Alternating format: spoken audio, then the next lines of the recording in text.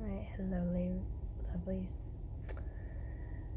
I've been waiting, as many of you know, to work on my big video, Women in the Priesthood, to reveal it to you in all its details and amazingness, and I just felt really strongly I need to get on here and share a mini version of it, because with what's going on right now, this message needs to be heard, needs to be known.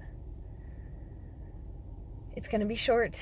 It's not gonna make maybe enough sense. You might be questioning some of it, wanting to know the details, wanting to know why I'm claiming different things and what I'm saying. Feel free to reach out. I'm happy to start conversations. The whole video should be coming soon. Part 1 is just finishing up. I'll be emailing that out today, so if you've already signed up for it, look for it. It's finally actually coming today. But if you are someone who looks around at the craziness that's going on in the world, who feels inside, you are meant to play a part in taking us out of this current experience of division and into an experience of unity. You need to understand what I was shown the other night in this message, okay? For some of you who know, I'm a member of the Church of Jesus Christ of Latter-day Saints. What that means to me is this church is Jesus Christ's church on the earth, and it is the standard for truth. What do I mean by that? A standard is something that we can compare to, right? It helps us take one thing, like I have the string or rope I want to measure, the standard unit of measurement. I could be using feet, I could be using inches, I could be using centimeters, right?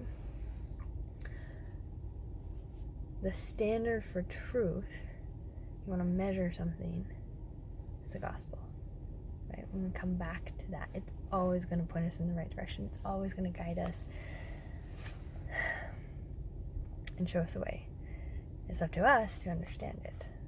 So as I've been doing tons of research, like I said, this video is not me telling you the research. This video is me telling you a brief little story. You can choose to believe it or not. We can have conversations back and forth about validity here or there. Here's what I learned. Okay, so here's a short version of what you need to know. There are 2 types of priesthood. There is patriarchal or familial priesthood, and there is hierarchical priesthood. Now, patriarchal priesthood existed back with Adam and Eve and continued through the Old Testament. Corruption occurred with mankind, so that familial structure that was required in order for that to be practiced, that was changed. World stuff, people, whatever. Familial priesthood was taken away, and instead hierarchical priesthood was put in place.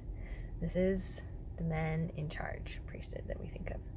Time goes on, the apostasy happens. All priesthood authority is lost from the earth. Joseph Smith comes onto the scene, restores the fullness of priesthood authority through the hierarchical priesthood. Okay? He sets up the church, organizes it, 12 apostles, prophet, all of that. This narrative suggests the next stage then is a restoration of the patriarchal, or remember, familial priesthood. This is not patriarchy as we talk about it in modern terms, okay? Familial priesthood. It means man, or husband, wife, and family together, okay? I think that's what happens in Zion. I think that's what we're headed towards. Now, okay, so I'm going to make that video 1. Here's the next thing you need to know. And this is laid out So much better in the long videos, okay? So make sure you go and watch them. This is just a teaser here.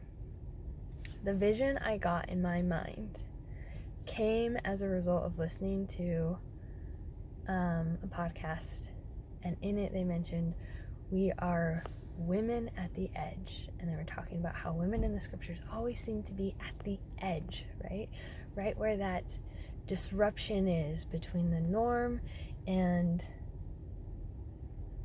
helping move things forward.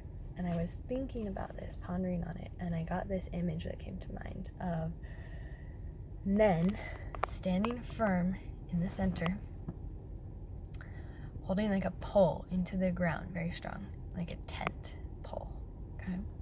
And then there were women along the outside edges of it, holding on to the fabric of the tent and moving it forward, spreading it, the image I got in my mind, across the globe.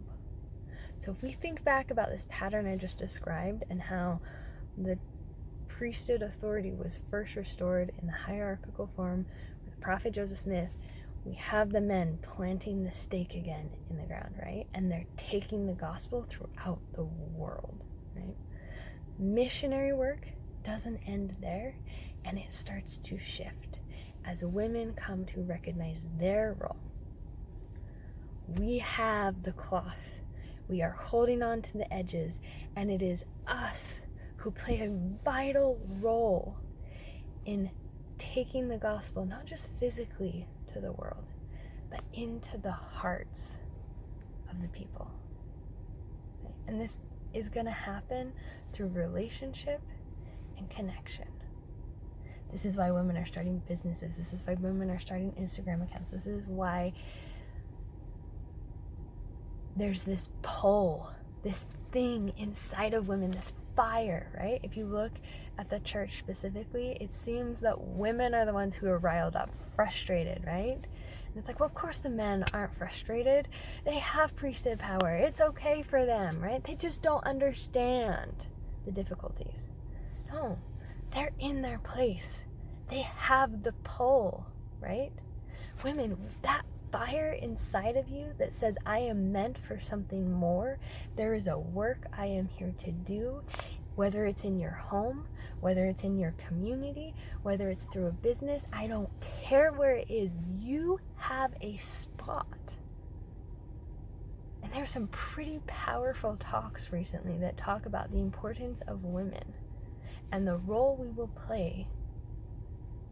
Through your interactions with people in the world, you are going to soften hearts. You are going to bring them back to a state of peace, back to a state of unity. And here's the big secret of it all, right? You do not need a calling, a position, a title, a job role to be a leader and to claim your authority as a woman in the kingdom of God. It comes from inside. It comes from recognizing what it means to truly be a daughter of God. When you get rooted in that unshakable truth, you go on to do incredible things. Here's my favorite part about all of this. Okay? If you look back at a lot of the conference talks over the past few years, increasing frequency and urgency and almost this begging, right? Women, study the priesthood, understand it, build your spiritual strength, learn to hear him, right? These messages are so powerful and potent, and a lot of them are directed specifically at the women. What if the reason why is because we have to come to an understanding of our role and our equal partnership in order to step into the fullness of who we are and what we're here to do. And that it is only after enough of us have realized the truth of who we are that the church can then come out and affirm, yes, you are correct.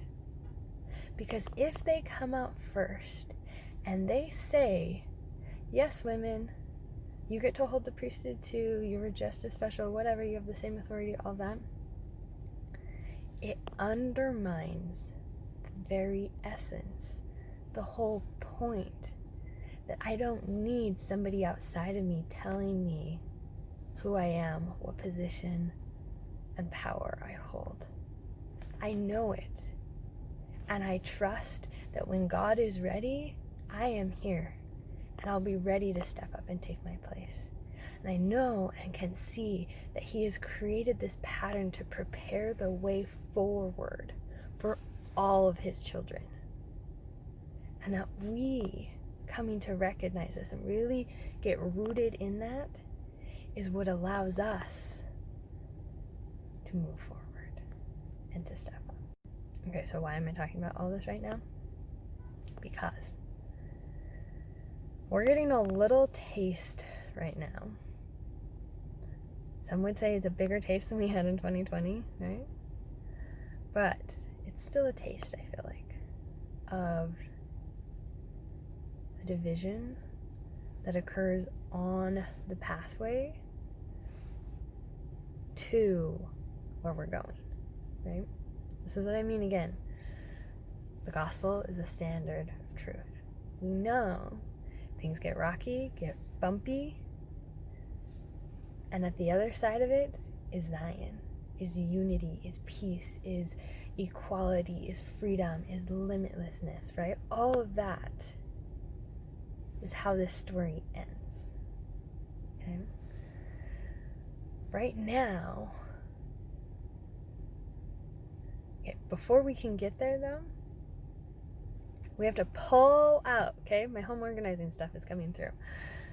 Before I can get to the beautifully organized room, I have to dump all the bins out, go through each item and decide, do I like this? Do I want to keep it? Do I want to get rid of it? And I decide that for each and everything. The very first step when you organize your home is to sort, okay? And sorting is a messy process. It often looks like you are making things way worse before they ever get better, right? That's what we are in the middle of right now in our world. We're dumping things out and we're getting a chance to look at them and collectively decide, what do we want to keep and what do we want to bring with us moving forward. This is an ongoing process. There's a lot of things in our human closet, right, that we have to pick up, look at, and decide. Okay? So the reason I'm sharing this with you is tomorrow,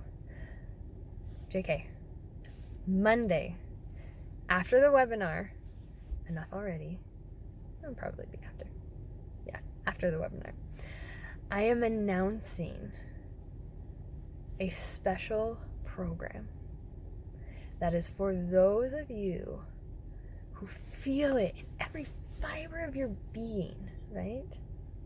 Maybe you're not even there yet. Maybe it's still on the outskirts and you're just kind of curious.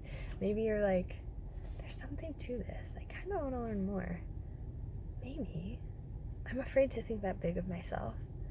I'm afraid to believe what she's saying. Maybe that's closer to where you are. Maybe you're sitting here and there's this tiny voice inside that says, yeah, I'm incredible. But it's still a tiny voice inside, and you're barely even acknowledging it's there. Wherever you are on this spectrum, this program is for you, because God is calling us, the women of His church, forward, because we are going to lead the world through this. We are the prototype of it. It's so fun. In, I don't know, probably a video I'll do later this week, maybe tomorrow, the stuff I have learned from my class at MIT, from MIT's Presencing Institute, Theory U. Guys, this guy at MIT has researched the process of the restoration and how to become a Zion people. It is so cool.